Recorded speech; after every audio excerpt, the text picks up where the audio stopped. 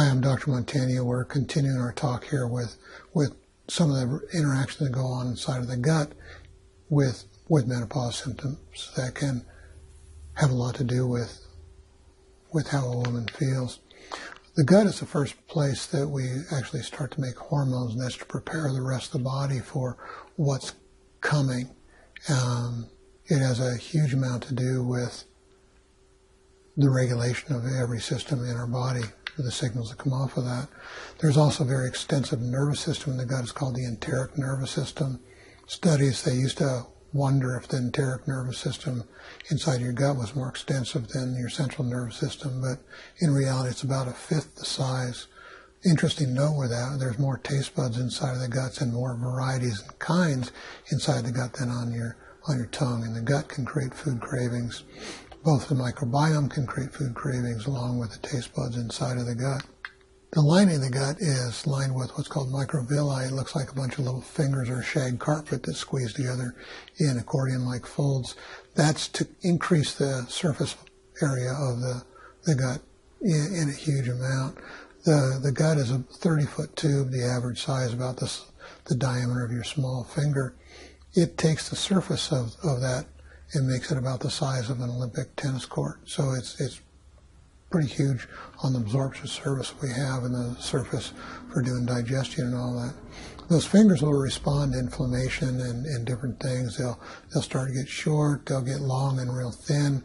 If inflammation is chronic, they just waste away into nothing. The thickness of the gut becomes really thick, full of inflammatory issues. It leaks like a sieve and doesn't absorb very well at all. This is a picture of a very bad yeast infection. Yeast has 4 different forms: a yeast, a mold, a fungus, and a fungal parasite. When we start to look at the byproducts of yeast typically it takes sugars and ferment those into carbon dioxide and alcohol. There's byproducts of that called acetaldehyde. Well, acetaldehyde is 5 times more toxic than formaldehyde, and it starts to kill all the nerves that we use to make dopamine. About half the dopamine is made in the gut, about half in the brain. It'll kill off the ability to make that in the gut first, brain second, when the gut starts to leak, and that makes it so a person just can't feel good at all. It's not good. When we look at a microscope slide of what the microvilli look like, you see a real healthy one here on the left. You see them start to atrophy on the right. The base is several times thicker and it's full of inflammatory things. That's why it's all dark down on the base of that. This is a picture of a fungal body with its feeding tubules. They're called mycelia. Mycelia are prevalent in molds, fungus, and fungal parasite. And though they look like they're harmless, they just look like soft, cottony hair, those are actually made up of the same thing that makes up the shells of beetles, shrimp, and other insects along that line. Those, one thing about that, it's made up of something called chitin, and one thing about chitin is impervious to our immune system, so we can't really attack it at all.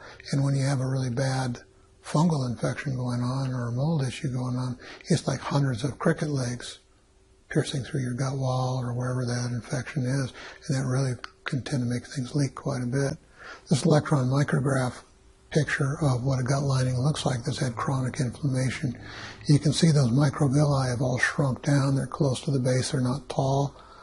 They don't increase the surface area of the gut nearly as much as they should. And the tops of 4 of these right here are kind of blown off, and it's going to allow the gut to leak just like a sieve, create a whole bunch of different problems. One of those problems that allows byproducts of bacteria to leak out into the blood system. Those are called LPS, or lipopolysaccharides. Lipopolysaccharides are a substance that will make the immune system hyperreactive, create some pretty severe autoimmunity issues.